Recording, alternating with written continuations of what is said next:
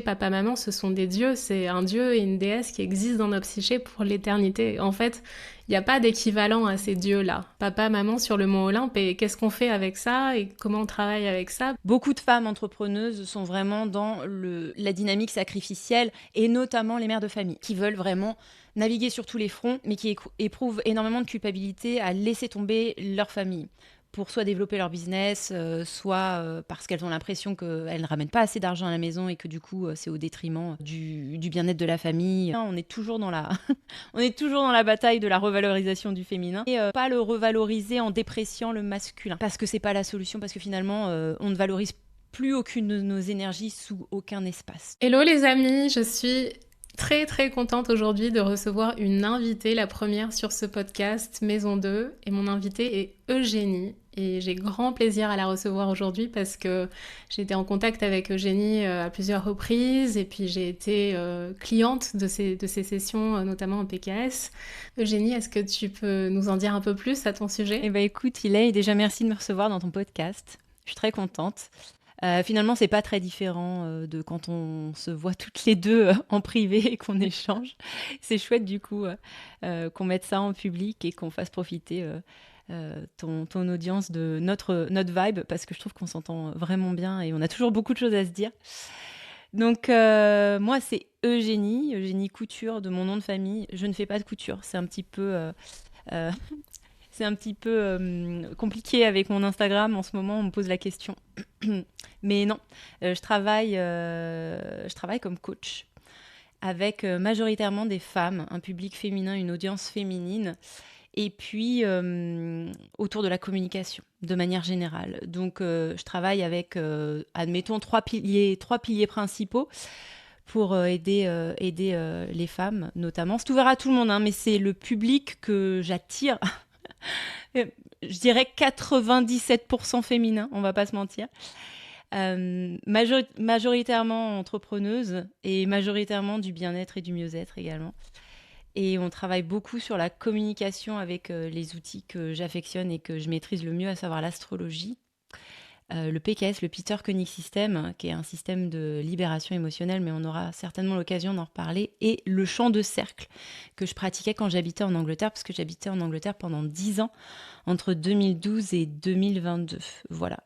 Donc pour en savoir plus, venez sur mon Insta, Eugénie_couture, et vous découvrirez mon univers et ce que je propose.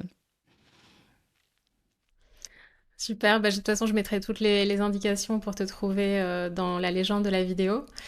Est-ce que tu peux nous en dire un peu plus sur ton parcours et ce qui t'a amené à être coach? Est-ce que c'est une vocation de toujours ou est-ce que c'est quelque chose qui est arrivé de manière un peu fortuite dans ta C'est vie? arrivé de manière complètement fortuite dans ma vie. Alors oui et non, parce que finalement, rétrospectivement, on peut tirer un fil rouge, hein, mais c'est vrai que à mesure que je me dirigeais vers, finalement, entre guillemets, malgré moi, le coaching, je me disais, mais quel est le fil rouge de cette histoire? Je ne comprends pas. En fait, moi, de base, j'ai une licence en gestion de production dans le dessin animé et la vidéo. Donc, j'ai fait l'école des Gobelins à Paris, il y a presque 20 ans maintenant. Et j'ai travaillé dans les studios d'animation parisiens pendant plusieurs années. Et puis, ça se passait plutôt bien. Effectivement, déjà là, ça commençait le coaching, mais je ne le savais pas encore, parce que finalement, quand tu es assistante, réalisatrice, tu es vraiment l'espace médian entre toutes les équipes et tous les artistes et tous les techniciens. Donc, tu es là pour faire en sorte que, un, le projet avance, deux, dans les meilleures conditions pécuniaires et humaines, on va dire. Donc j'ai fait ça plusieurs années et je travaillais en équipe sur de longs projets, parce que moi je travaillais pour la série télé. Et puis je suis partie en Angleterre pour le travail parce que je devais être embauchée par les studios Hardman à Bristol. Travailler sur probablement de la série à l'époque. Enfin, tout était fait de toute façon dans les studios, les longs métrages et les courts métrages. Donc les studios Hardman, c'est les studios qui font Voilà, c'est Gromit, c'est peut-être leur franchise la plus connue. Ok. Et finalement, ça s'est pas fait. Mais j'étais sur place et j'adorais l'Angleterre. Et du coup, j'ai fait une reconversion professionnelle. Je me suis dit que c'était l'occasion. Et j'étais bien courageuse parce qu'à l'époque, j'étais même pas encore bilingue, hein. Donc maintenant que je regarde ce que j'ai fait, je me dis quelle bravoure, Eugénie. Je me suis reconvertie dans le massage. Dans le massage, à cette époque-là, effectivement, je cherchais un domaine autre qui pourrait me plaire et j'ai fait un week-end d'introduction au massage et ça m'a appelée. Je sentais que c'était ça et pas autre chose. Ce qui est très intéressant parce que finalement, dans mon parcours personnel, ma mère était kiné et je m'étais toujours dit je ne ferai jamais ce métier ou équivalent. Et voilà, je me retrouve à faire ça et de mon plein gré. Et là, j'ai commencé à travailler d'abord en spa. Forcément, c'était un format de travail complètement différent parce que j'étais toujours, entre guillemets, dans le soutien à la personne, mais ça passait plus du tout par le travail en équipe et plus du tout par le verbe et le langage, mais en one-to-one, dans une salle de soins, sans communication verbale, juste par le toucher et le contact, tu vois. J'ai fait ça quelques années et je me suis mise en indépendante après quelques années avoir travaillé en spa. Donc, je travaillais à Bath, qui porte bien son nom, Bath, qui veut dire bain, qui est la seule ville thermale d'Angleterre, dans un spa qui appartenait à Lush Cosmetics, qui est bien connu en France aussi. Mais la maison mère est en Angleterre. Et ils avaient ouvert plusieurs spas. Il y en avait un à Paris à l'époque. Et donc, j'ai fait une ouverture de spa là-bas. J'ai fait ça quelques années. J'étais chef thérapeute. Et puis, j'ai fini par me lancer à mon compte. Donc, si tu veux, l'entrepreneuriat, c'est depuis 2017, tu vois, si je dis pas de bêtises. Ça fait donc 8 ans. 8 ans que je suis entrepreneuse.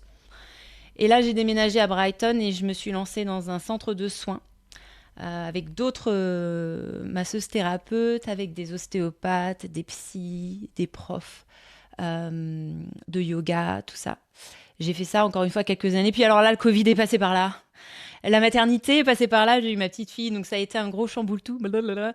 Grosse séparation, puis finalement je suis revenue en France il y a presque 3 ans maintenant. Et là c'était un peu le gloubi-boulga, qu'est-ce que j'allais faire? Est-ce que j'allais retourner dans le massage, sachant que c'est pas du tout pareil dans les pays anglo-saxons et en France, ce genre de métier, beaucoup moins accepté en France, beaucoup plus réglementé aussi.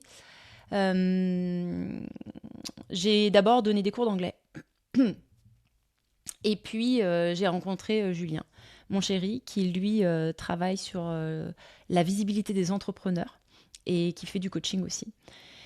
Et ça a commencé tranquillou bilou, avec Eugénie, comme tu as quand même de l'expérience dans l'entrepreneuriat et notamment dans le milieu du mieux-être et du bien-être, intervient dans mon programme Réveiller, qui est un programme de suivi pour entrepreneuses du mieux-être et du bien-être. Et parle de ton expérience, donne des conseils d'équilibre de vie majoritairement, tu vois, comment faire le travail d'entrepreneur, mais précisément d'entrepreneuse du bien-être et du mieux-être, de l'énergétique, de l'invisible et tout ça, et faire la vie en même temps, en France. Donc moi j'ai la chance d'arriver avec cette double lecture. J'arrive d'un paysage anglo-saxon où c'est très bien accepté, et ils ont 10 ans d'avance, 15 ans d'avance sur nous en France. Du coup, j'arrive avec une expérience où c'était facile là-bas. C'était facile, le travail avait déjà été fait. Donc, j'ai 2-3 compréhensions supplémentaires par rapport à peut-être quelqu'un qui n'a fait son entrepreneuriat que en France. Et j'ai 2-3 éléments de vision. Comment on s'y prend, par où on va. Faut-il tenir bon? Est-ce une utopie ou quelque chose qui peut vraiment se réaliser en France pour justement aider les personnes qui veulent en faire une carrière à s'épanouir dedans. Donc j'ai commencé comme ça jusqu'à ce qu'on commence à me demander des séances individuelles et là j'ai fait l'anglais, le coaching, bon le coaching. Et puis après on a commencé à me demander avec l'astrologie et j'ai commencé à développer mes propres programmes et mes propres accompagnements. C'est pour te dire, j'ai fait mon pivot coaching en janvier dernier. En mai, j'avais mon premier accompagnement qui était lancé. Et là, je viens d'en finir un deuxième. On est en août, fin août. Donc, tu vois, ça va très, très vite. Ça va très, très vite. Et finalement, tu vois, ça s'est repositionné un peu malgré moi, par la demande, mais aussi parce que je me sens appelée par le partage. Et j'ai envie d'encourager cette sphère-là, d'entrepreneuse du bien-être et du mieux-être, de l'invisible et de l'énergétique, parce que j'ai vu que c'était possible. Et je trouve ça tellement dommage que ce soit pas plus développé en France, que j'ai envie de mettre ma pierre à l'édifice en donnant tout ce que je peux donner pour accompagner ces personnes-là, quoi. Ok, super. Ouais, donc on a vu que tu as eu un parcours assez riche avec une expatriation et puis le fait de revenir, etc. Ouais, j'imagine à quel point les différences culturelles peuvent être Oui. très fortes, même si c'est des pays relativement proches. Et je me demandais, comme tu accompagnes des entrepreneuses, est-ce que tu as vu un fil conducteur dans les écueils qu'on rencontre? Est-ce qu'il y a des thématiques qui reviennent régulièrement? Est-ce que finalement, les thématiques qu'on rencontre sont assez communes à travers les différents clients, les différentes clientes que Moi, tu je trouve. rencontres? Mais évidemment, c'est mon filtre et c'est mes biais. Mais c'est pour ça aussi que j'ai pris cette direction-là précisément avec mes accompagnements. Je travaille vraiment sur 3 piliers principaux. Ma porte d'entrée, c'est la communication et la colère. Alors, je dis déjà 2 mots pour une porte d'entrée, mais mon premier programme d'accompagnement, c'était colère. Et en fait, la colère, c'est vraiment ce sentiment sourd qui nous habite, qu'il y a quelque chose qui ne va pas.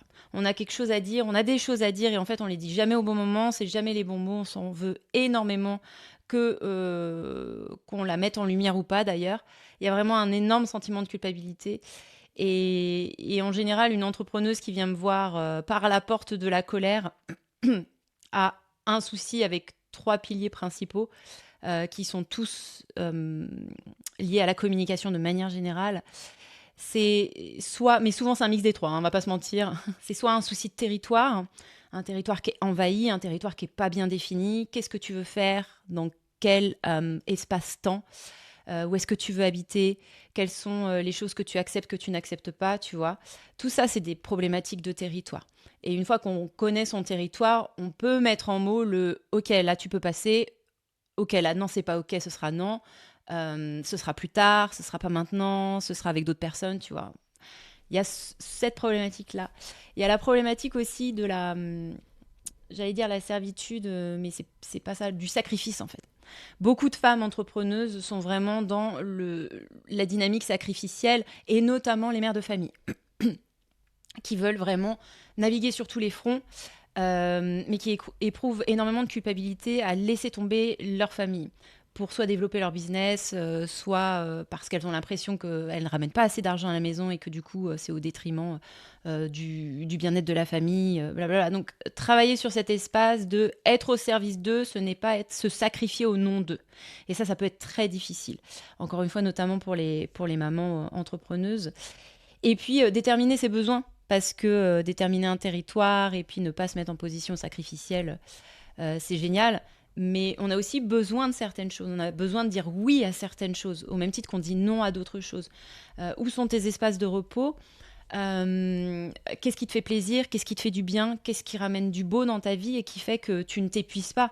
Parce que, évidemment, que l'écueil pour tout entrepreneur et entrepreneuse, c'est le burn-out. Et ça, c'est vraiment l'écueil principal qu'on essaye d'éviter. Le reste, on peut toujours y travailler, mais on veut vraiment pas naviguer le bateau vers la direction du burn-out. Donc il faut vraiment prendre, selon moi, ces 3 piliers en considération et venir bosser dessus. Parce que le burn-out, une fois qu'on y est, pour en remonter, c'est possible, hein, évidemment. Mais le temps qu'il faut. Le temps qu'il faut pour ça. Et le travail qu'il faut aussi. Donc autant ne pas le toucher du doigt déjà. Et on s'en portera aussi bien.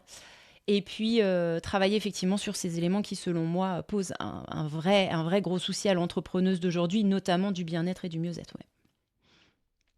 Ouais. Mhm. Ouais, c'est fascinant et on voit tout de suite, j'ai pas trop vite envie de m'embarquer dans l'histoire de l'astrologie, mais on voit tout de suite les archétypes qui peuvent être activés à travers les dynamiques sacrificielles, de codépendance, aussi de nomination des besoins, etc. Donc c'est assez fascinant, mais avant ça, avant d'embarquer là-dedans, je voulais te demander, est-ce que tu as vu des dynamiques dans tes one-to-one avec tes clientes ? Est-ce que j'imagine que très vite, les dynamiques de la petite enfance remontent et des sujets assez denses, assez lourds, de verbalisation de la colère Ouais. ou non. Comment tu abordes cette dimension-là de tes coachings ? Alors, ça dépend. Je dirais que l'outil, ça dépend. En fait, mes 3 outils principaux, comme je le disais, c'est vraiment l'astrologie, le Peter Koenig System et le champ de cercle.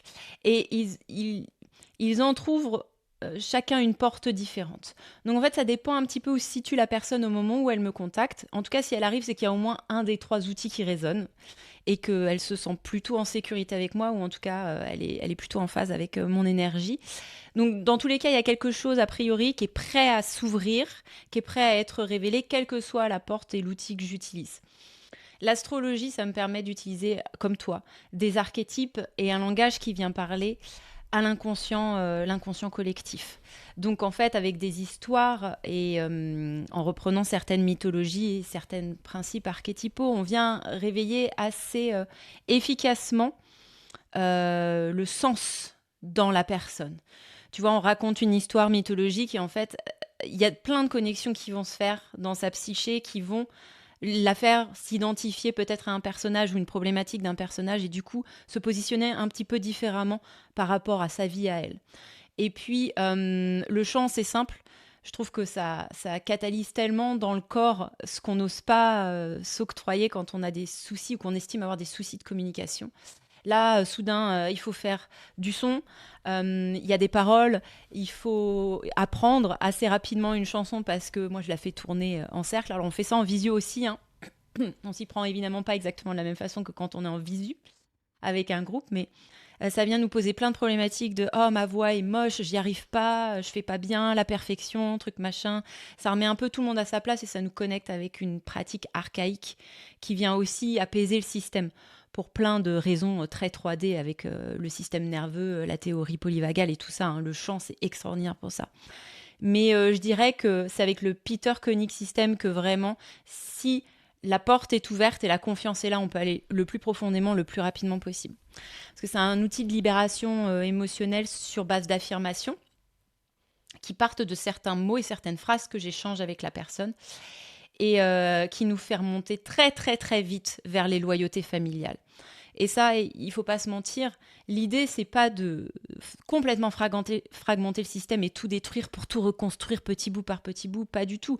L'idée, c'est d'arriver avec, voilà, la personne arrive avec une problématique et d'arriver avec un indice par une de ces 3 portes. Quel est aujourd'hui l'élément peut-être dans tes loyautés, par exemple familiales, qui ne te convient plus et que tu ne veux plus rejouer et qui t'amène aujourd'hui parce que y a des blocages soit dans ton business, l'argent rentre pas, tu te sens pas bien de manière générale, dans ton couple ça va pas non plus. Enfin, il y a plein de raisons qui font que les gens viennent me voir, hein. Les femmes viennent me voir, mais viens, on va explorer ça avec le PKS. Et en descendant avec les affirmations, souvent il y a des images qui remontent et ça nous ramène sur papa-maman assez rapidement. Et effectivement, au début, ça me gênait un peu parce que je me disais, mais ça ramène toujours chez papa-maman. Mais oui, parce que les loyautés familiales, c'est un gros dossier, les amis. Très, très gros dossier. Et qu'il en faudrait des séances pour démêler ça. Donc, ne nous privons pas de nous reconnecter à chaque fois à papa-maman et la lignée des hommes et des femmes derrière pour justement venir dénouer les pelotes qui sont à l'intérieur de nous, quoi. Ouais, c'est fascinant parce que effectivement, on rencontre très vite dans nos métiers ces écueils que tout nous ramène à papa-maman. Et ça peut devenir un peu rébarbatif, mais en vérité, oui, tout nous ramène à papa-maman, parce que dans la psyché, si on parle de mythologie et de symbolisme, dans la psyché, papa-maman, ce sont des dieux, c'est un dieu et une déesse qui existent dans notre psyché pour l'éternité. En fait, il n'y a pas d'équivalent à ces dieux-là. Alors c'est pas papa-maman tels qu'ils sont réellement, mais c'est la version cristallisée dans notre cerveau, qui sont les dieux du mont Olympe en fait. Papa, maman sur le mont Olympe, et qu'est-ce qu'on fait avec ça et comment on travaille avec ça, parce que s'ils sont sur un tel piédestal, ça va être très difficile d'avoir un sens d'agence dans sa vie et de prendre les commandes sur sa vie. Donc pour avoir expérimenté le PKS avec toi, je parle en connaissance de cause, c'est un outil extraordinaire. Franchement, j'ai rarement vu ça. En fait, j'ai jamais vu un tel outil. Je suis presque, tu sais, je suis presque addict au développement personnel, à la thérapie, à toutes sortes de modalités thérapeutiques, aux affirmations, etc. Et c'est marrant parce qu'on en a parlé précédemment. Auparavant, j'avais presque un petit peu peur, en fait, d'utiliser les affirmations du PKS parce qu'elles viennent toucher une polarité négative en fait de l'affirmation. Enfin, je l'exprime peut-être mal, mais du coup, tu viens vraiment verbaliser quelque chose que tu n'as pas vraiment envie de manifester, tu vois. Et ce que tu apprends dans la loi de l'attraction, la manifestation, le truc initial, c'est que tes mots ont un pouvoir très très fort. Tes mots sont une baguette magique et que fais attention aux mots que tu utilises pour ne pas manifester ce que tu ne veux pas. Donc c'était assez déstabilisant, mais pour le coup, de manière somatique, la transformation, elle est juste ouf. J'ai été vraiment sur les fesses. Et ça m'a fait du bien instantanément. Vraiment, c'est... Peut-être que je me trompe, mais en une séance, Oui, c'était déjà très, ça peut. très, Ouais, très une puissant. séance, ça peut déjà débloquer. En fait, le PKS te fait vraiment passer des petits seuils, tu vois. Donc, une séance peut suffire. Elle ne réglera pas le dossier, mais elle peut suffire à te faire juste avoir ce pas supplémentaire qui t'emmène dans la direction qui t'attend. Tu vois, et effectivement, c'est un travail avec des affirmations qui sont sur la base de je suis. C'est-à-dire qu'on ne demande pas quelque chose. On ne dit pas j'ai beaucoup d'argent ou j'ai très peu d'argent. C'est je suis. Je suis toutes les potentialités. Et c'est ça, en fait, le travail du PKF, c'est d'admettre qu'on est tous les potentiels. Et que certains potentiels, pleine responsabilité, on peut les activer ou pas. Donc évidemment, on vient explorer la potentialité d'être monstrueux. On vient explorer la potentialité de ces choses qu'on ne se souhaite pas, évidemment, hein, mais qui sont dans le potentiel des possibles. D'être à la rue, d'être abandonné, d'être maltraité, et j'en passe et des meilleurs. On peut utiliser même des mots selon ce que dit la personne, des mots assez francs de l'ordre du trauma et de ces choses-là, tu vois. Mais après, ce n'est pas ça qui crée la potentialité. La potentialité est déjà en nous, nous sommes des êtres entiers et on essaye justement de se réapproprier ces fragments et de se remettre en responsabilité par rapport à eux. Évidemment que j'ai le fragment monstrueux en moi. Et c'est là toute la subtilité du PKS, de dire c'est là, mais c'est pas activé parce que je suis dans l'acceptation, mais pas dans l'actionnement de la chose, quoi. Et ça te permet d'accepter toutes ces polarités chez les gens qui t'entourent et notamment tes parents. Alors l'idée, c'est pas de... c'est très hype dans la positivité euh, de dire oui mais il faut pardonner à ses parents. Et je pense qu'il y a de ça, mais en même temps c'est très complexe. L'idée c'est juste reconnaître en chacun d'entre nous et même en nos parents et surtout en nos parents que ces parts-là sont aussi présentes. Si elles ont été activées, c'est terrible. C'est terrible pour le petit enfant qu'on a été. Et bien évidemment qu'il faut faire un travail là-dessus, avec quelques thérapeutes ou thérapies que ce soit. Après, les gens, encore une fois, sont en pleine responsabilité de choisir leur thérapeute et le type de thérapie. Que ce soit conventionné ou pas conventionné. Je laisse les gens responsables de ça, mais accepter déjà que l'unité est en chacun de nous, et que ce qu'on veut ne surtout pas, par exemple, refaire de ses parents, bah, on l'attire forcément dans notre réalité. Parce que si tu te dis, je veux pas voir les voitures rouges, surtout les voitures rouges, c'est l'enfer, je veux pas les voir, surtout pas les voitures rouges, tu ne vas voir que ça, en fait. Tu vois, c'est comme ces jeux où on dit, tu vois, il y a des cases de couleurs et on dit aux gens, faut taper sur n'importe quelle couleur, mais surtout pas celle que je dis. Et la personne, elle dit effectivement rouge. Et tu vois les gars qui sont là, ah, il y en a un qui se précipite, qui tape sur le rouge. Ben, en fait, c'est ça. C'est ça la vie. Plus tu veux pas le voir, plus tu le vois partout. Plus tu veux pas l'incarner, plus tu l'incarnes, ou tu le vois, ou tu le subis encore. Et le PKS, ça vient mettre tout le monde d'accord. Genre, on a toutes ces parts-là, on a toutes ces cases-là, les gars. On les a toutes. On a tout le potentiel d'être à la rue, on a tout blablabla. Bla, bla, bla. On le formule de façon assez subtile, selon les phrases qui viennent le jour même, hein, pas comme je vous l'ai dit là tout de suite maintenant. Ma séance avec Elaine n'a rien à voir avec une autre séance que j'aurais pu avoir avec quelqu'un d'autre, par exemple. Et puis, la magie opère dans le sens où je ne peux pas vous l'expliquer autrement. Il commence à se passer des choses dans la réalité à partir de ça. C'est-à-dire que soit toi, tu te vois réagir différemment à certaines situations, soit tu vois que dans ta réalité, il se passe des choses. Il se passe des choses que tu n'aurais pas pu anticiper, soit que tu attendais depuis longtemps, mais elles ne se débloquaient pas, et là, hop, ça se débloque. Soit justement, tu voulais pas être confronté au truc, hop, comme par hasard, tu es confronté au truc. Ça vient vraiment faire bouger quelque chose. Et en une séance, tu peux vraiment passer, selon le seuil auquel tu es bloqué, tu peux vraiment passer de l'autre côté, hein. C'est hallucinant. Ouais, c'est clair. Je me souviens que déjà tout de suite on est venu toucher à un truc hyper hyper profond tu sais que tu arrives à dévoiler qu'après au moins 5 séances de thérapie, parce qu'il faut établir un lien avec la personne et tout, mais là, du coup, les questions te mettent face au mur, mais pas d'une manière traumatique, et donc tu es là avec vraiment le cœur de ce qui te fait peur fondamentalement. Et puis, juste après la séance, en fait, moi, ce que j'ai ressenti, c'était beaucoup de gratitude. Ça m'a remis dans une sensation de gratitude qui, pour moi, est l'émotion, une des émotions les plus élevées qui soit, à mon échelle, mais... Et je voudrais juste rebondir sur une thématique que je trouve absolument fascinante, et c'est une de mes thématiques préférées dans le monde de la spiritualité que tu as évoquée. C'est cette dichotomie entre, tu sais, le fait d'aborder la spiritualité seulement à travers le prisme positif, enfin, d'état de conscience modifié, d'accéder aux très hautes strates de la spiritualité, de ne voir que l'aspect émotion élevée, gratitude, manifestation, etc. Et l'autre prisme qui considère le pendant, la polarité négative de nos conditions humaines, le shadow work, tout le travail de fond, etc., d'observer les dynamiques dysfonctionnelles de nos familles, etc. Et je parle en connaissance de cause, je suis restée très très longtemps bloquée sur la polarité négative, parce que j'en avais besoin pour guérir somatiquement, pour guérir psychologiquement, etc. Et puis, à un moment donné, je me suis dit, j'en ai marre, je vais de l'autre côté. Et je suis allée me réfugier dans l'autre polarité, mais du coup, forcément, il y avait des trucs qui build up de l'autre côté, de la colère, de la rage, etc., parce que les émotions comme ça ne disparaissent pas du jour au lendemain. Et je me suis retrouvée avec cette question en me disant, mais on fait quoi, en fait? Tu vois, on fait comment avec ce sujet-là? Parce que j'ai ce besoin de connecter à plus grand que moi, mais comment je fais dans mon day-to-day, tous les jours, avec mes émotions, avec la colère, avec le deuil, avec la tristesse? Qu'est-ce que je fais de tout ça? Qu'est-ce que c'est ta perspective à ce sujet? Je serais Ah ouais, ravie c'est de l'entendre. intéressant. Bon, moi, depuis que je fais du PKS, j'en fais sur moi aussi, tu vois. Ça m'aide. Moi, j'ai des jours comme ça où j'ai de la grande fatigue et je suis vraiment down. Et j'ai des grandes émotions. J'ai des grandes émotions. Je pleure beaucoup. Et effectivement,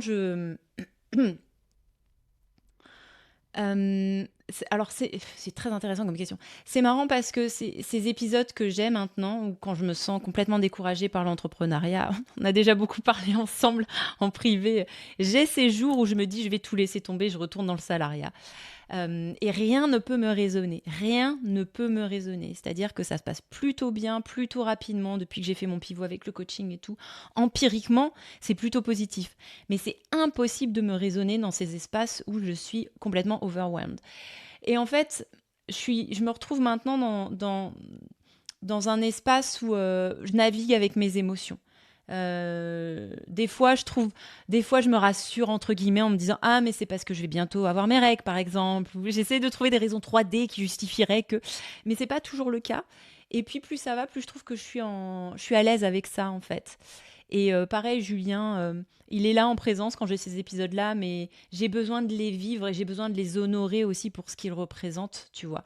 Et j'ai ça avec ma positivité aussi. Quand je suis hyper positive et que je sens, tiens, aujourd'hui, je vais m'occuper de la maison, on va laver les rideaux, Je sais que ça va pas durer non plus, mais j'en profite et un peu comme le PKS, tu vois, je m'accepte dans toutes mes potentialités et des fois je suis un petit peu plus du côté du moins bien, du down, de l'overwhelmed et des fois je suis un petit peu plus du côté du positif et tout, mais j'essaie pas à, à tout prix de rester d'un côté ou de l'autre. Du moment que je navigue quelque part entre le milieu et que je continue à faire une vie à peu près normale, où je peux m'occuper de mon enfant, bien manger, être bien entourée et opérer normalement, je me laisse naviguer, en fait. Et je pense qu'effectivement, comme tu le disais, ne tombons ni dans l'un ni dans l'autre, tu vois. Trop pratiquer au nom du développement personnel, l'hyperpositivité ou le shadow work, parce que je pense que les deux sont addictifs au même niveau, au même degré. C'est une croyance personnelle, mais je le pense sincèrement. Ne restons ni dans l'un ni dans l'autre et surtout mettons de la curiosité sur qui nous sommes et comment nous évoluons. Essayons de prendre cette distance-là grâce à la curiosité. Voilà, aujourd'hui, je suis complètement effondrée. Pourquoi? Tu vois? Et pourquoi? Alors souvent, on se noie dans le fait que les gens nous jugent, notre entourage, et puis il faut aller au travail, et il faut s'obliger, et trucs machin. Mais en dehors de tout ça, si on arrive à mettre un petit peu de distance, c'est quand même fascinant. de voir qu'on est ce genre de créature et qu'on navigue vraiment entre ces deux dynamiques-là. Ça va bien et ça va pas bien. Et il n'y a pas de logique là-dedans, en fait.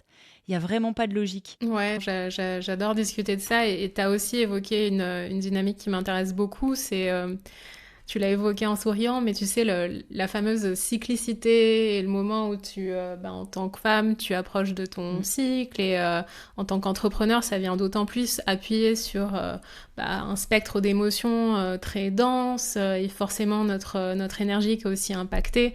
Je sais que personnellement, j'essaie, enfin, quand j'ai le choix de pas trop faire de pas faire de lancement quand je sais que je vais avoir mes règles parce que je sais que j'aborderai pas du tout la problématique de la même manière, enfin en phase lutéale disons, pas Ouais. quand j'ai mes règles.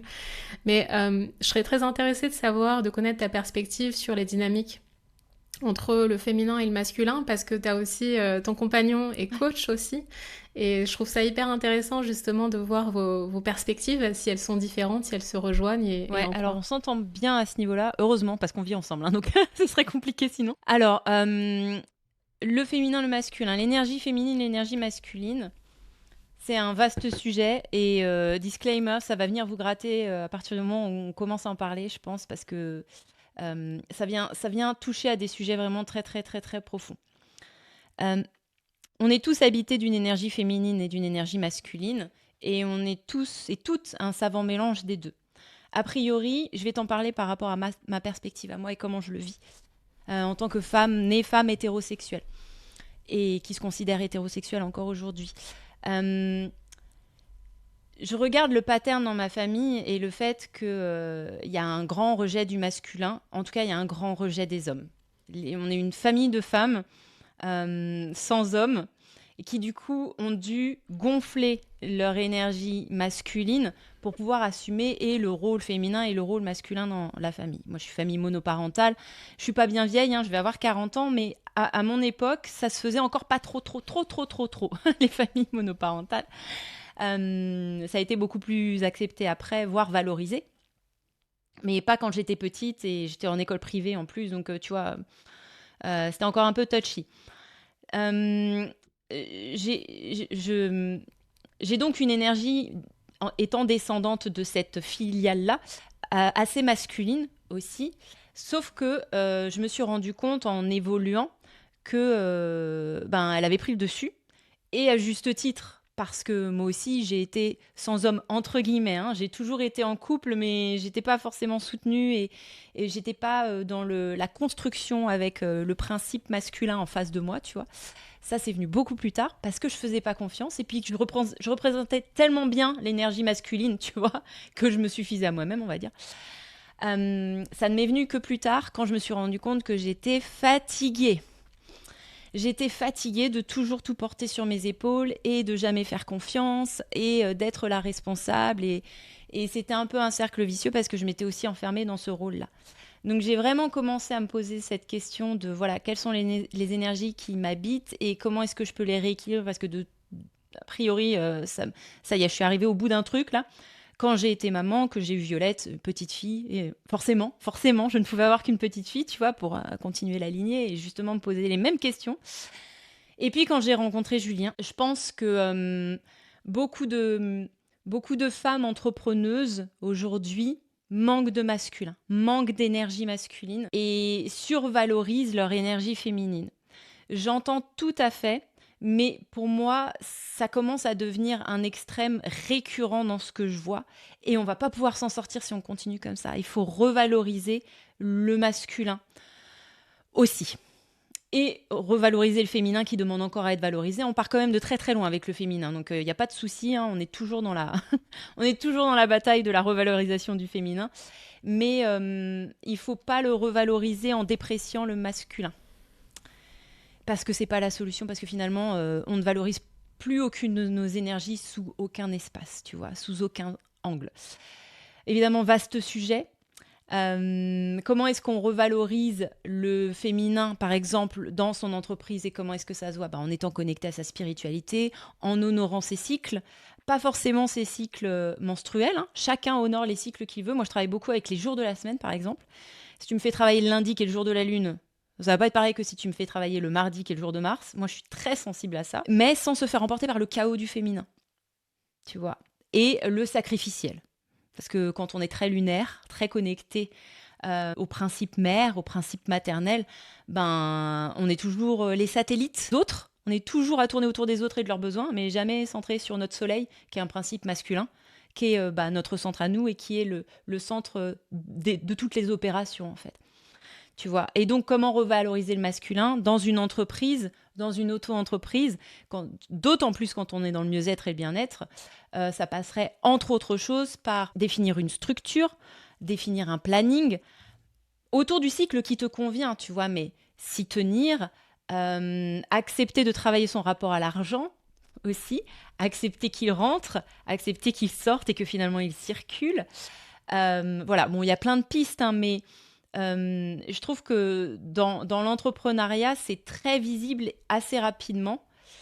Et en même temps, j'ai les bons filtres pour le voir et la bonne expérience et le bon bagage professionnel aussi, à quel point ces énergies féminines et masculines sont encore en rejet l'une de l'autre, tu vois. Et c'est hyper intéressant quand on met le doigt là-dedans, hein, de voir tout le travail qui reste à faire, ne serait-ce qu'à l'échelle de la personne, même pas de la société, tu vois, juste à l'échelle de la personne, de la femme entrepreneuse qui monte son business et qui du coup doit bien faire danser les deux énergies, et notamment si elle est dans l'invisible, l'énergétique, le mieux-être, le bien-être, tout ça. Ouais, c'est fascinant, c'est fascinant. Bon, on n'aborde que des sujets qui me passionnent, mais oui, je retrouve totalement ces dynamiques-là et chez moi, et ce que je peux observer aussi, encore une fois, par mon propre biais, peut-être que c'est totalement biaisé, mais effectivement, il y a cet engouement pour l'énergie féminine qui est qui est nécessaire, hein, je pense, surtout. Enfin, moi, je viens du milieu du corporate, donc c'était une découverte, mais en même temps, il y a tout ce truc, et j'en avais parlé dans un épisode de podcast,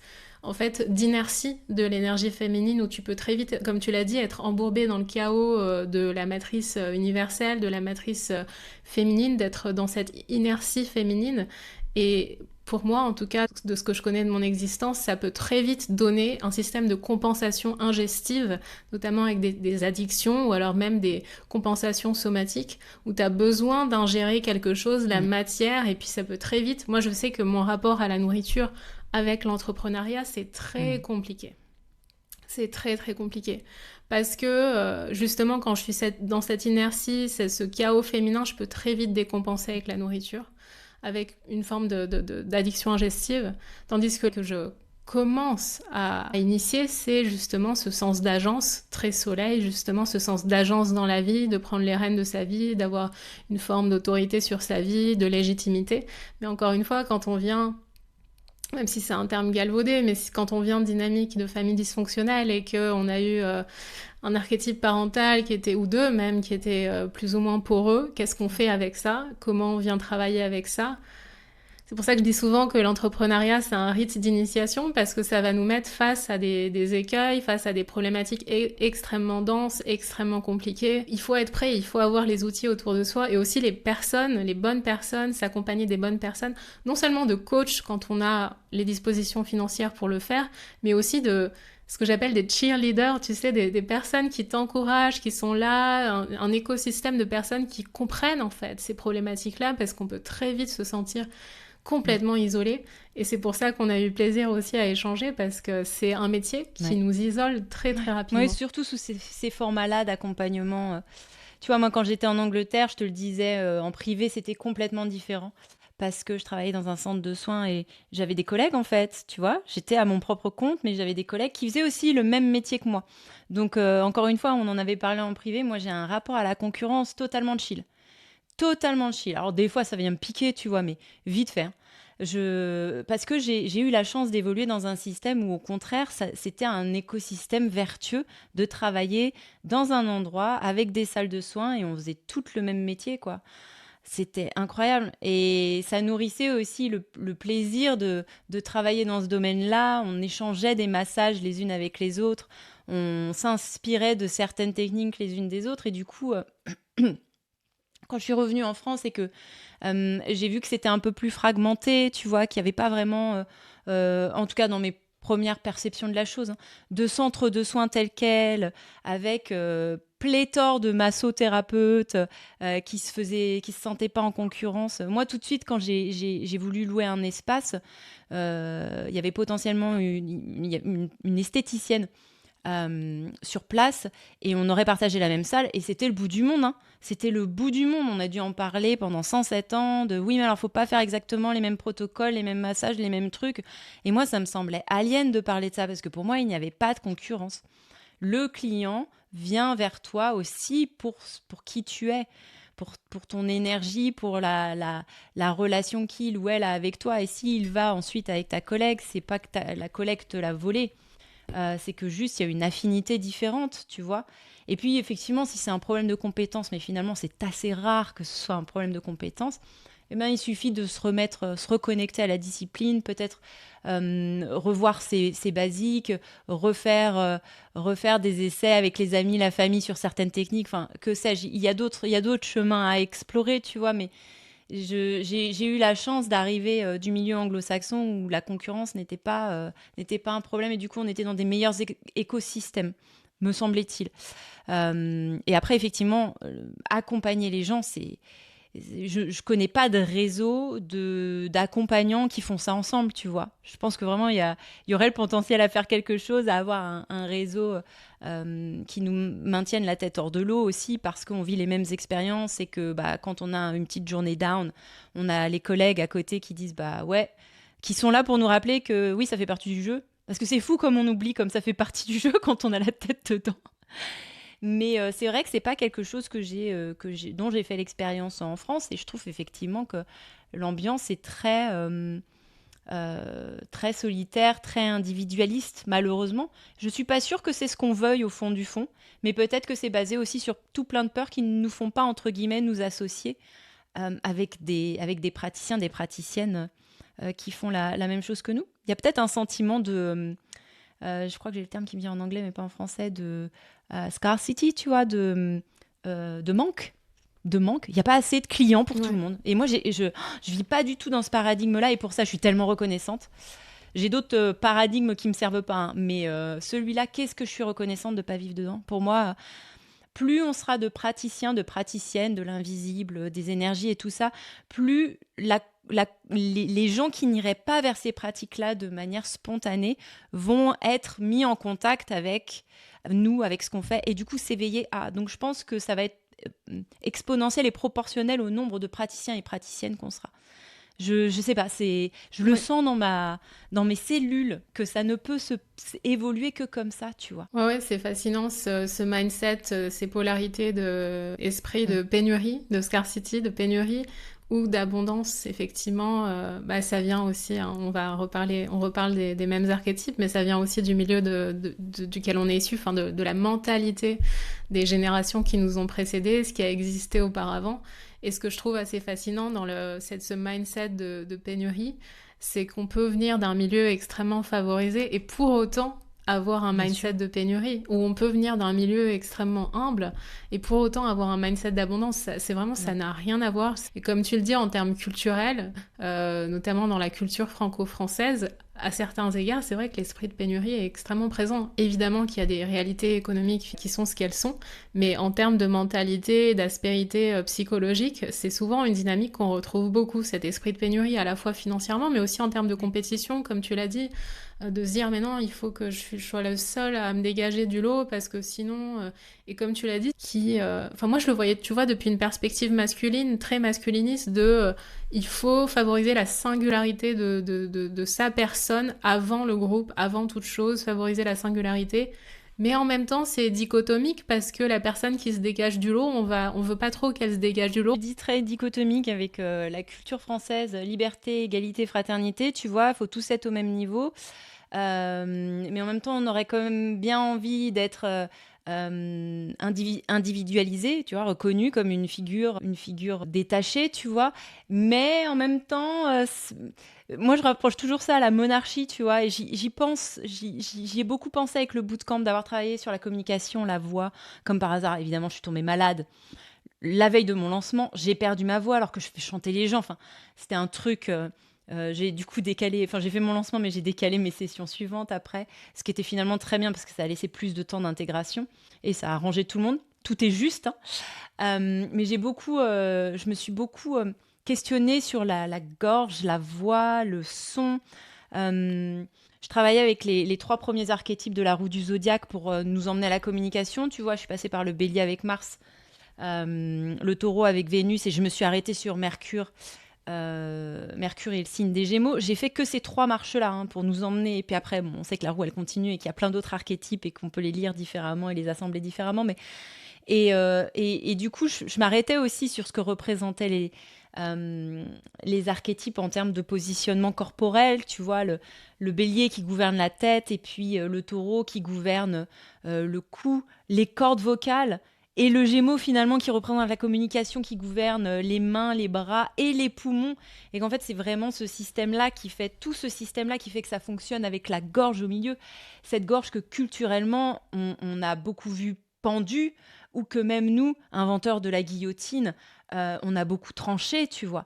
Je pense qu'on peut parler de papa-maman, de la lignée des hommes et des femmes derrière nous, mais dans le transgénérationnel et notamment sur le territoire français.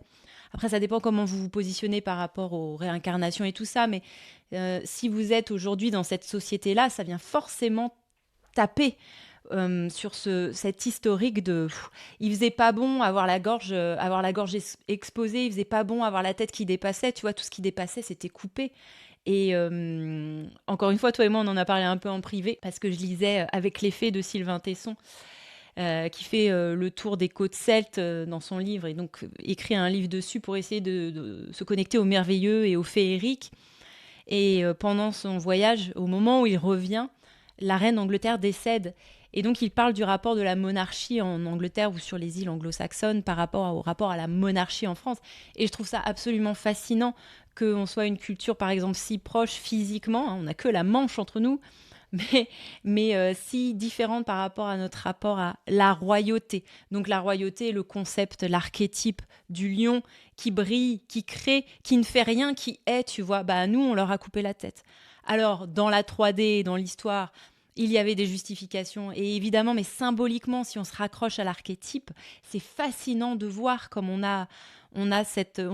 arrive de cette tendance à, si tu rayonnes trop, il va t'arriver des noises. Il va t'arriver des noises. Tu vas mourir, en fait. C'est vraiment... Ouais. Je sais pas, dans les peurs archaïques, si il y a pire que la mort, en vrai, hein. Si ça nous fait pas peur dans nos os et dans notre capacité à créer, à produire, à être vu et reconnu, pour l'entrepreneur, ça vient taper sur quelque chose d'assez fort, quand même, hein. C'est tellement juste, ouais, c'est quelque chose qu'on ressent beaucoup dans le milieu de l'entrepreneuriat français, donc oui, c'est pour ça effectivement, j'ai beaucoup raisonné avec ce que tu as dit, et tu parlais d'archétypes, en particulier l'archétype du soleil, du lion, de la monarchie. Est-ce que tu peux nous en dire un peu plus sur ton travail avec les archétypes? Est-ce que tu as des mentors dans le travail des archétypes? Je sais que tu en as mentionné avec lesquels je résonne aussi beaucoup. Alors c'est marrant parce que je les ai pas cherchés, ils m'ont trouvé, je sais pas, c'est une façon d'accrocher à leur travail qui me transcende.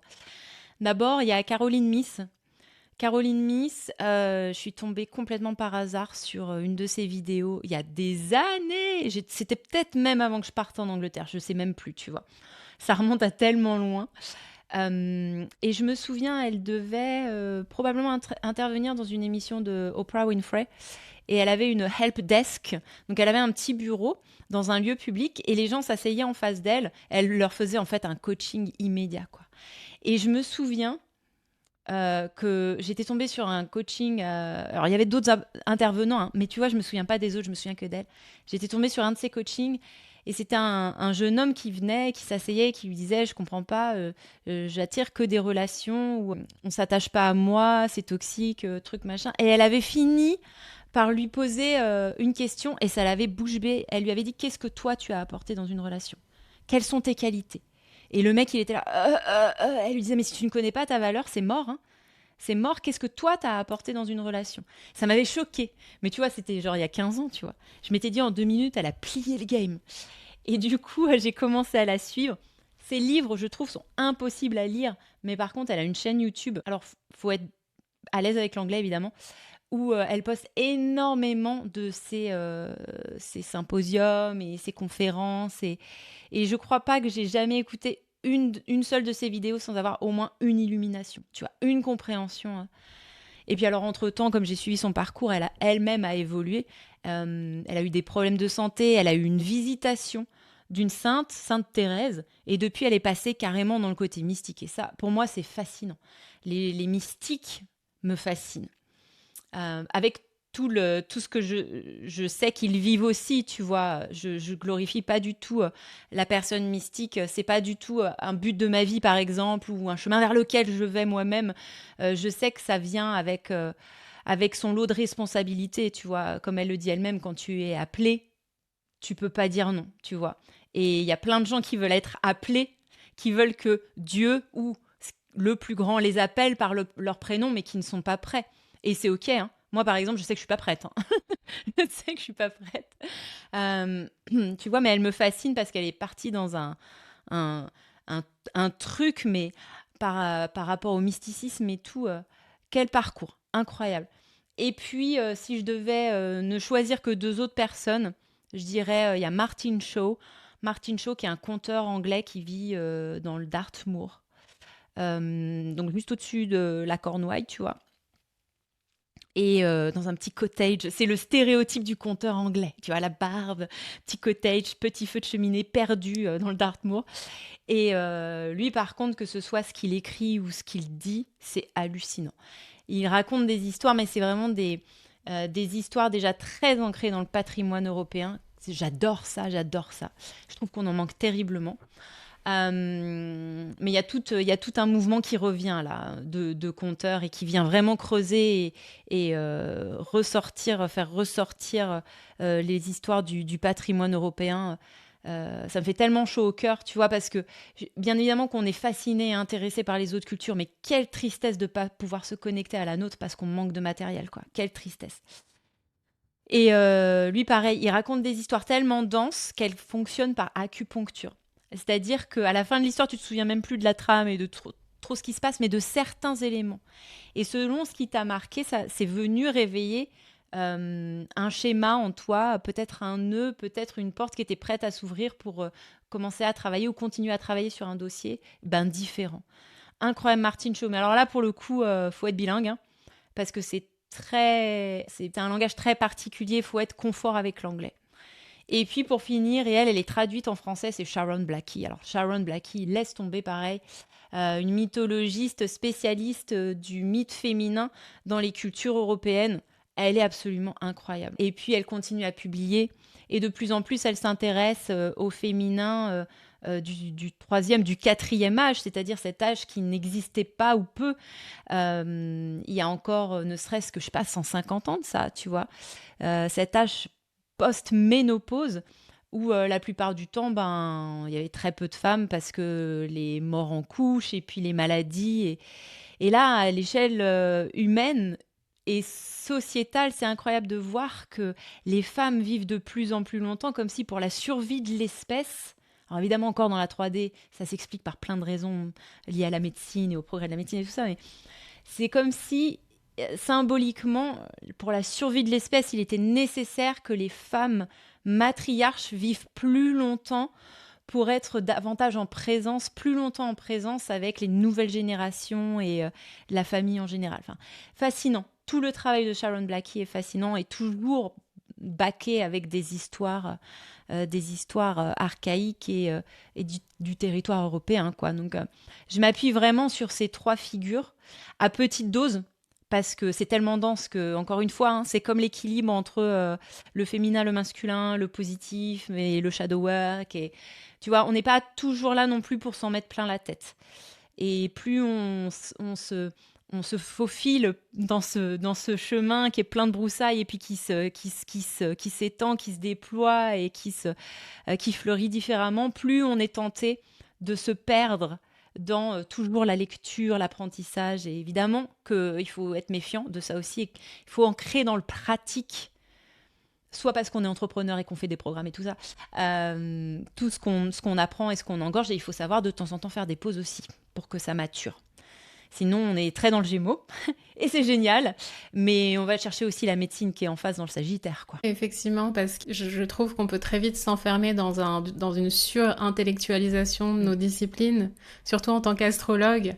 C'est un écueil qui est assez commun. On est grisé par tout ce qu'on apprend, par toutes les connaissances qu'on ingère, tous les livres qu'on va découvrir en termes de symbolique, de mythologie, de psychologie, mais on peut très vite s'enfermer dans une discipline qui est uniquement intellectuelle, alors qu'elle est bien plus que ça. Initialement, c'est quand même une discipline qui est censée nous relier au divin, en fait. Et si on ne fait pas ce travail-là, on peut rester bloqué dans justement cet archétype du Gémeaux, où on pourrait dire de la Vierge, très mercurien, et sans aller au contact, comme tu l'as dit, du Sagittaire ou de Neptune ou du Poisson. C'est un pont tout trouvé pour parler de l'astrologie, parce que j'ai dit qu'on en parlerait à la fin.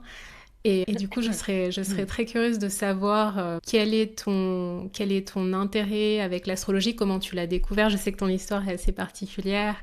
Et puis, quel est l'usage que tu en fais? Quel type d'astrologie tu pratiques? Alors, c'est très intéressant, encore une fois. L'astrologie, ça m'a toujours intéressée.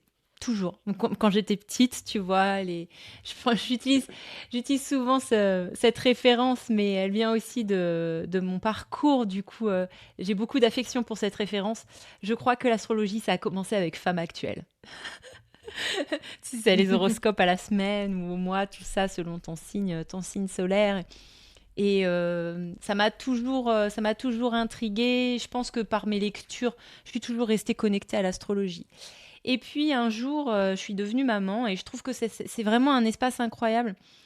Alors, l'archétype de la mère est en chacune d'entre nous et ce n'est pas nécessairement avec des enfants de notre chair dont on a accouché par voie basse. Vous voyez, quand je dis mère, ne pensez pas que ça et ne vous sentez pas exclus si ce n'est pas votre parcours, ce n'est pas votre choix ou vous ne pouvez pas être mère. Il y a plein de façons d'incarner l'archétype de la mère de toute façon et elles sont toutes nécessaires.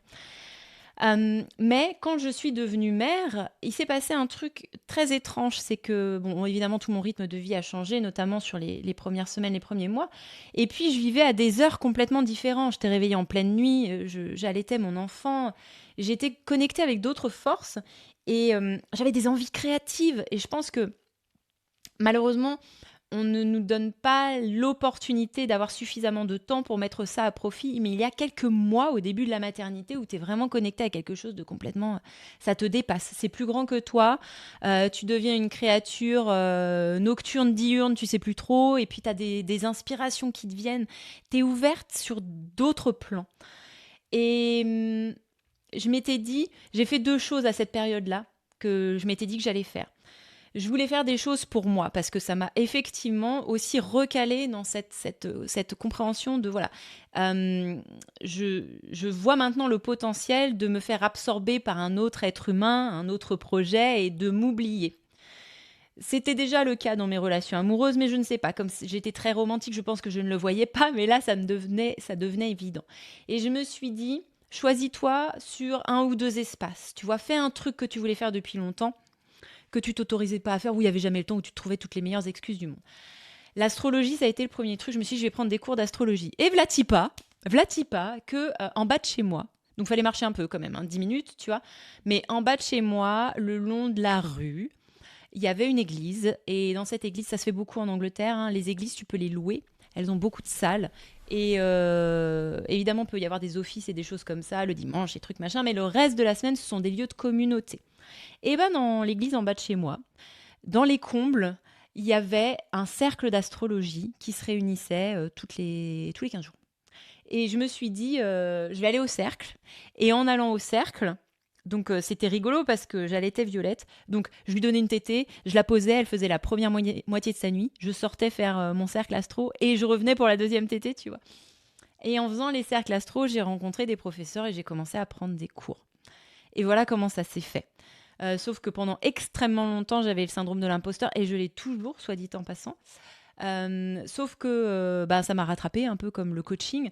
Au bout d'un moment, de voir tous ces gens, d'être entourée de tous ces gens qui faisaient une astrologie incroyable, mais qui ne voulaient jamais en parler, jamais lancer leur chaîne YouTube, jamais faire leur report de la semaine ou leur lecture de charte parce qu'on était tous des imposteurs. Je me suis dit, mais On va jamais diffuser l'astrologie, on va jamais faire avancer le schmilblick, donc je vais le faire.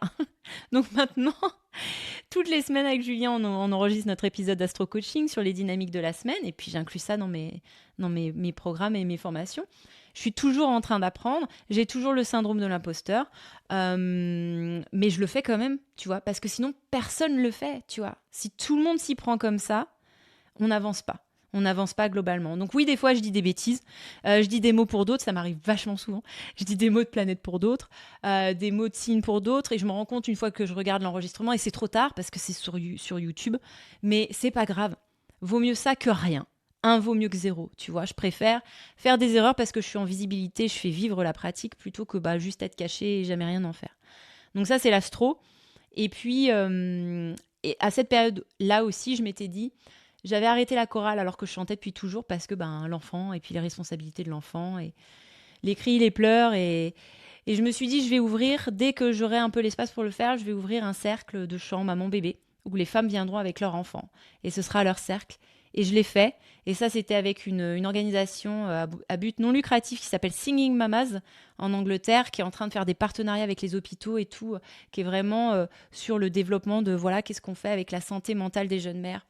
Les syndromes postpartum, tout ça, est-ce qu'on peut pas donner accès à ce genre d'activité qui crée du lien, qui crée toute l'émission des bonnes hormones dans le corps, tu vois. Et c'est pour ça aujourd'hui que, de retour en France, je mets ça aussi dans mes accompagnements parce que j'ai vu en étant hôtesse de ces espaces à quel point ça pouvait être libérateur et aller main dans la main avec une belle astro bien archétypale et bien racontée, tu vois, pour que les gens, mais les femmes majoritairement, puissent avoir des compréhensions, des validations, des espaces de beauté et qui les relient à leur histoire et à leur expérience et les aident simplement à aller mieux, quoi, à faire la vie dans la joie au maximum. Ouais, c'est fascinant parce qu'effectivement, on a tous et toutes une relation un peu particulière avec l'astrologie, la manière dont ça a commencé. Et je te rejoins sur le fait, je vois beaucoup de gens qui ont un syndrome de l'imposteur à parler d'astrologie parce que c'est une discipline tellement alambiquée, tellement compliquée Enfin voilà, c'est une discipline compliquée, même si on a des années d'expérience, il y a toujours des aspérités qu'on comprend pas parce qu'on a le temps qu'on a et puis il y a tellement de strates de l'astrologie qui existent, c'est vraiment un puits sans fond. Et donc le syndrome de l'imposteur, il refait surface à un moment ou à un autre. On l'a tous. Mais j'ai vu un truc assez drôle récemment, je crois que c'était sur Pinterest, je sais pas si j'arriverai à le traduire parfaitement, mais en gros c'était tout le monde a un syndrome de l'imposteur, donc pourquoi pas participer à cette grande escroquerie collective. Si tout le monde est un imposteur, autant y donner du sien aussi.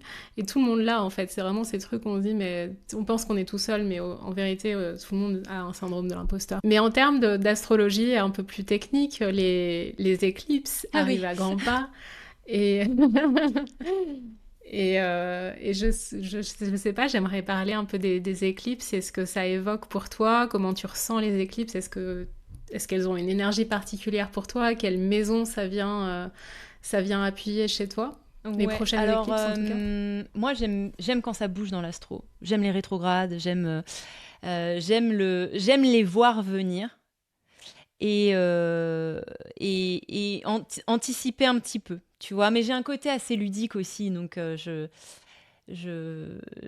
l'astrologie, quand je sens que ça devient trop sérieux, tu vois, il faut que je regarde ce qui se passe, il faut que je prévoie mon coup, je me dis, Eugénie, calme-toi, parce que ça peut me faire me sentir mal si je vais trop dans cette dimension-là. Donc j'essaye toujours de voir ça avec, encore une fois, beaucoup de curiosité et de façon assez ludique. Alors moi c'est facile, hein, je suis ascendant bélier, du coup elles viennent taper, on est sur Vierge Poisson, c'est ça, hein, maison 6, maison 12. Je trouve que c'est plutôt cool dans le sens où il y a la rentrée qui arrive aussi, donc finalement ça file un thème. À quoi vont ressembler mes journées, à quoi va ressembler mon quotidien à partir de la rentrée et de cette saison des éclipses, quelles seront mes routines. Au niveau de ma santé physique aussi, je sais que j'ai des prises de sang à faire. Je vais aller voir l'ophtalmo. Enfin, va y avoir un bilan, tu vois, très, très vierge, très chirurgical presque, tu vois, dans le détail de où t'en es physiquement déjà, Eugénie, et puis ton quotidien il ressemble à quoi. Je sais que je retourne au conservatoire de musique cette année. Donc voilà, je mets le pied à l'étrier par rapport à ça. Je reprends des cours particuliers de chant parce que effectivement, c'est bien gentil de mettre du chant dans les protocoles et les suivis et les programmes. C'est pas tant que je veux bien chanter. C'est mieux si je chante bien, mais on s'en fiche parce que c'est pour l'expérience de toute façon et la transmission. Mais c'est surtout que je veux pas m'abîmer la voix et que si je m'abîme la voix, je vais pas pouvoir continuer longtemps à faire ce que je fais, à proposer ce que je propose. Donc, allez hop, on se prend au sérieux. Et je trouve que ça va bien avec le côté vierge de l'éclipse, tu vois. Et puis, peut-être Maison 12, mon rapport à ma spiritualité, entre autres choses, et à ma santé mentale, j'ai vraiment besoin que ce soit bien accordé avec ma vie de tous les jours, avec mon espace 6 de toute façon. Parce que les deux sont très reliés. Je pense que je suis assez équilibrée de ce point de vue-là, mais justement, je veux pas que ma maison 6 prenne trop la place. Je veux que ça continue à naviguer plutôt bien. Là, tu vois, il y a pas très longtemps, j'ai refait un petit hôtel dans ma chambre, là, sur un petit espace où j'ai remis un cristal, une bougie, je tire une carte et j'avais arrêté de faire ça. Et ça m'a tellement fait plaisir de remettre ça en place. Tu vois, euh, je dois faire attention aussi dans quels espaces je me connecte à ma spiritualité. Et pas seulement parce que je lis des livres d'astrologie ou de spiritualité. Tu vois, ou parce que j'enregistre un épisode ou un rituel sonore comme je fais maintenant aux équinoxes et aux solstices que je mets sur YouTube. Il faut vraiment que je m'attelle à cet équilibre dans ma vie de tous les jours aussi. Et puis, comme d'habitude, ma santé mentale, quoi. Donc, pour moi, c'est assez logique que ça vienne travailler cet espace-là, tu vois. Et ça tombe pile poil avec la rentrée et les projets que j'avais pour cette rentrée aussi. Donc, je trouve que c'est assez harmonieux. Du coup, mais de toute façon, dès que ça bouge en astro, tu vois, moi, je suis à la cool. J'aime bien naviguer là-dessus. Donc. Et du coup, toi, ça Ouais, tombe bah, où, toi, les éclipses, t'as regardé? Ouais, j'ai regardé. Bah, ce que tu disais, c'est très, très ascendant Bélier, hein, d'embrasser le changement, le côté, la polarité vraiment cool de Mars. Et aussi ce que tu disais par rapport à la maison 6, tu sais, pour moi, la maison 6, la Vierge, bon, il y a une lecture hyper fluide en plus quand on est ascendant Bélier, mais tu sais, il y a cette... moi, j'appelle ça la liturgie du quotidien. C'est vraiment mettre du sacré Absolument. dans le profane et se rendre compte qu'on n'a pas besoin d'aller au temple ou que sais-je pour connecter avec Mm. plus grand que soi, que ça peut se faire à travers un pain qu'on pétrit ou le ménage qu'on fait et quelque chose de sacraliser le Ouais. Ouais. quotidien, tu vois. En anglais, il y avait une méditation que je faisais souvent qui s'appelait Make It Ouais. Sacred. Je trouvais ça magnifique de rendre tout Ouais. sacré en fait. J'adore cet axe. Je le dis souvent, c'est mon axe préféré. Et moi, alors, donc l'axe Vierge Poisson est en maison 3 et maison 9. Pour le coup, c'est littéral, c'est-à-dire que depuis le début des éclipses l'année passée, j'ai entrepris de faire un master en psychologie transpersonnelle. Et c'est un master, donc la psychologie transpersonnelle, c'est une psychologie très spirituelle qui nous connecte à des états de conscience modifiés. Donc on est très dans les aspérités académiques, je re-rentre dans le monde académique, je refais des essais, ça me prend un temps fou. Là j'étais en vacances académiques mais je reprends en septembre. Et c'est fascinant, j'adore ça. Franchement, c'est du miel parce que j'ai mon maître de thème en Sagittaire, j'ai Saturne en Sagittaire en maison 12. Et pour moi, c'est vraiment, on est dans la quintessence de mon maître de thème, tu vois, d'explorer les aspérités académiques, mais en plus très philosophiques, très spirituelles, etc. Et évidemment, le pendant de tout ça, c'est que je peux très vite m'enfermer dans un mindset Ouais. très dogmatique, très, très enfermé dans l'académique, parce que c'est ce qui a toujours été valorisé dans ma famille, donc je peux très vite m'enfermer là-dedans en me disant, mais c'est ça que je veux, c'est comme ça que je veux rayonner dans ma vie, etc., en oubliant complètement les autres aspérités de ma vie. Et donc l'axe 3-9, ça vient un peu pondérer un peu tout ça, me faire revenir à ce qui m'entoure aussi dans la maison 3, à tout ce qui est communication avec mon entourage, etc. Donc, euh, donc ouais, encore plein de choses à découvrir, plein de choses à ouais, investiguer avec ces placements. Mais je te rejoins sur le fait de pas prendre littéralement, de pas, comme tu dis, qu'on peut très vite, tu sais, aller décortiquer chaque transit. Et ça peut très vite devenir un mécanisme de Ouais. défense, en fait, pour s'empêcher de vivre ses émotions, d'intellectualiser ses émotions, de pas les vivre dans son corps. C'est un écueil qu'on rencontre Ouais. très très souvent dans l'astrologie et que je trouve un Ouais, peu ouais, dommage. j'entends que ce soit compliqué. Ça rejoint, je trouve, la responsabilité totale. Il faut vraiment prendre responsabilité sur sa vie. Ça sert tellement de dossiers de faire ça, de toute façon. Parce que quand tu prends responsabilité, tu fais tes propres choix. Ton enfant intérieur est rassuré parce qu'il voit que enfin il y a un adulte qui s'occupe de lui à sa juste valeur, en connaissant ses besoins, en respectant ses besoins. Ça vient reclarifier certaines positions de l'enfant intérieur. Et puis, je crois que ça vaut avec toutes les grilles de lecture. Évidemment, nous, on parle d'astrologie, mais il y a la numérologie, il y en a plein, il y en a plein.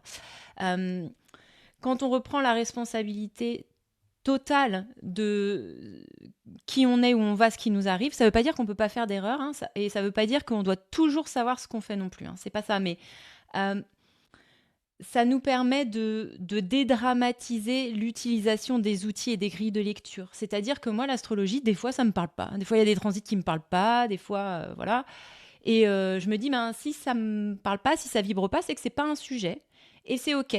On n'en fait pas une catastrophe, on n'en fait pas une mission de finalement creuser plus.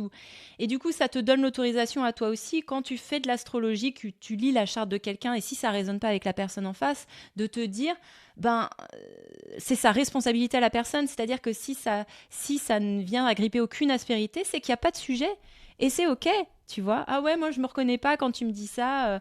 Toi, en tant que praticien, ça te déculpabilise vachement. Je trouve que ça aide aussi avec le syndrome de l'imposteur de te dire du coup, ben oui, OK, cette lecture-là, et puis il y a autant de lectures qu'il y a d'astrologues de toute façon, cette lecture-là ne parle pas à cette personne, c'est qu'il n'y a pas de sujet. Allez, on passe à autre chose, tu vois. Et trop vivre accroché à l'astrologie, mon Dieu, c'est Mercure rétrograde, je ne vais donc pas acheter cette maison, tu vois, c'est finalement ne pas du tout vivre comme l'astrologie voudrait qu'on vive, quoi. Fais tes choix, fais tes choix, entre guillemets, contre la lecture astrologique. Si tu sens que ouais, tu veux vraiment acheter ta maison, c'est OK. Les astres vont pas te punir, tu vois. Ça te met juste, ça te remet, et c'est ce que l'astrologie te dit de toute façon, au centre de ton expérience. Remets-toi au centre, là où est ton soleil, tu vois. Et fais en fonction de ça. Personne, ni même la grille de lecture astrologique ou l'astrologue le plus pertinent du monde, ne te dira jamais comment tu dois vivre ta vie. C'est toujours toi qui as le dernier mot. Il faut vraiment que tu te le rappelles hyper constamment, surtout quand tu es absorbé, du coup, avec certaines grilles de lecture qui peuvent être tes passions, qui peuvent être ton travail, etc., etc., quoi. C'est primordial à garder en conscience. Ouais, absolument. Et tu as évoqué l'enfant intérieur. Pour finir, j'aimerais te poser une question que tu m'avais toi-même posée sur ta chaîne. J'aimerais te demander quelles sont les modalités que tu utilises régulièrement. Alors, tu as parlé du chant, tu as parlé du PKS et de l'astrologie, mais est-ce qu'il y a d'autres modalités thérapeutiques ou somatiques que tu utilises pour ton quotidien et pour ta vie d'entrepreneuse? Il y en a, justement. En fait, j'essaye de respecter certains espaces qui correspondent à certains âges que j'ai eus. Par exemple, quand j'étais petite, j'adorais regarder des dessins animés et regarder la télé. J'avais une télé dans ma chambre. Bouh Bouh, elle avait une télé dans sa chambre avec un magnétoscope intégré. Mais bon, c'est bien la preuve que on n'en meurt pas. Et après, j'ai fait une carrière dans le cinéma, donc c'était pas pour rien. Du coup, j'essaye d'avoir ces espaces, puisque c'est quelque chose qui me plaît toujours, où je regarde des films, tu vois, mais en conscience de ça. En conscience de, voilà, c'est un rendez-vous que j'ai avec mon enfant intérieur. Alors, ça peut être un film que j'adorais regarder quand j'étais petite, slash l'histoire sans fin, tu vois. Mais ça peut être regarder moi-même des dessins animés avec ma fille. Et je reconnecte du coup à mon enfant intérieur par ce biais-là aussi. avec une autre petite fille à côté de moi, d'accord, que la mienne, mais ça, pour moi, c'est du rituel. Tu vois, on parlait de sacraliser des choses du quotidien. Pour moi, ça peut être un rituel, ça peut être un porteur de rituel. Alors, évidemment que quand on dit je regarde la télé le soir, ben il n'y a pas de rituel là-dedans, entre guillemets, quand on le formule comme ça. Mais quand on dit, voilà, je regarde en conscience cette série, et c'est pas obligé que ce soit une série super intellectuelle, les amis, hein, on n'a jamais dit ça, parce que quand j'étais petite, j'adorais regarder la télé, c'était vraiment des moments privilégiés, j'avais des séries préférées, des films préférés, et je reconnecte avec ça aujourd'hui. Et donc, je vous invite à réfléchir à ce qui vous reconnecterez à votre enfant intérieur. Quand je suis avec des animaux, c'est pareil. J'adorais les animaux quand j'étais petite. J'étais obsédée par l'idée d'avoir un chien, tu vois. Donc aujourd'hui, quand je caresse mes chats, je ne fais pas que caresser mes chats. Ou en tout cas, j'essaye. Je mets vraiment de la conscience sur le fait que ça, c'est un rêve qui est devenu réalité. Aujourd'hui que je suis en responsabilité de ma vie, je me suis fait ce cadeau à mon enfant intérieur, à mon adulte que je suis, mais à mon enfant intérieur aussi, d'avoir 3 chats à la maison, quoi. C'est incroyable. C'est incroyable de voir sa vie sous cette perspective. Et ça donne de la magie au quotidien. Après, je fais souvent, tu me l'avais fait remarquer, je fais ça quand j'enregistre mes épisodes. Je mets souvent ma main à ce niveau-là et puis au niveau de mon bas-ventre. Et je n'ai pas toujours l'espace pour faire une respiration consciente autour de ça, mais le simple fait d'apposer mes mains, et ça se fait très simplement et ça se fait dans tous les contextes, ça me calme et ça me reconnecte aussi avec je me fais confiance pour prendre soin de moi. Et souvent, je me réveille la nuit ou le matin dans cette position. Et je trouve ça super chouette à chaque fois. Je me dis, je me suis amené de l'amour, de la présence et du bien-être même dans mon sommeil, tu vois. Et puis, sinon, rituel bien-être, j'ai pas vraiment de rituel bien-être autour. Par exemple, une fois par mois, je me fais masser ou... alors que j'adorerais ça. Je viens de ce milieu-là en plus, du coup. Mais j'essaye d'honorer aussi mes envies de récompense, tu vois. Je suis pas du tout quelqu'un qui est tombé dans les substances, jamais. J'ai dû fumer une fois une cigarette vers 13-14 ans, savoir ce que ça faisait. J'ai arrêté. Je n'ai jamais pris de drogue. Je n'ai jamais été attirée par la substance pour modifier ma perception, pour atteindre quelque chose. Je trouve ça intéressant et curieux, mais ça ne m'attire pas, tu vois. Et du coup, mon espace de récompense, j'essaye, je lui fais confiance. Je sais que je ne vais pas dans les extrêmes, avec les substances notamment. Et je dis ça en connaissance de cause parce que le père de ma fille a des soucis d'addiction.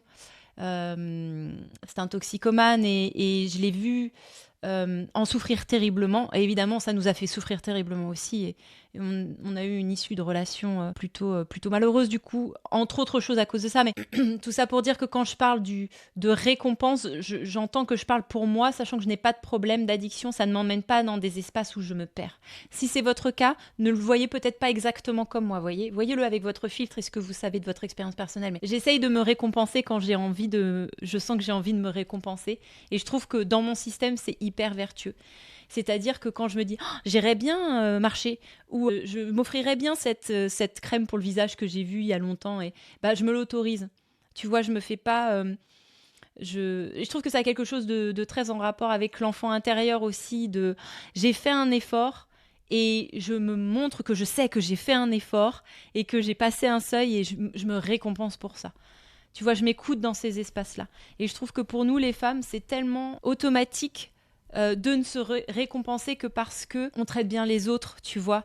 On a bien travaillé, on va aller au cinéma avec les enfants. Ça peut être génial, hein, mais est-ce que c'est vraiment ce dont tu as envie, tu vois? Ou on va aller faire les magasins et c'est peut-être ça, mais est-ce qu'il faut que tu emmènes toute la famille? Est-ce que c'est vraiment ça que toi, tu as envie de faire? Est-ce que tu n'as pas envie d'un espace toute seule?